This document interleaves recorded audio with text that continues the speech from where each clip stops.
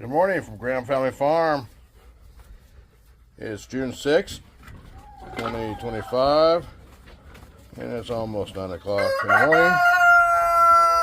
I came in the barn and I found these two got out again.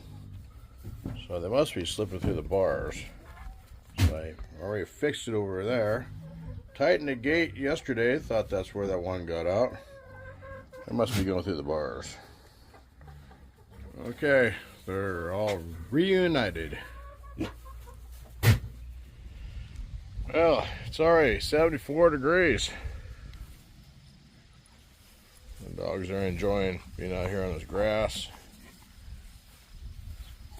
You got all the animals watered and fed. I go into town. I got an appointment at the VA.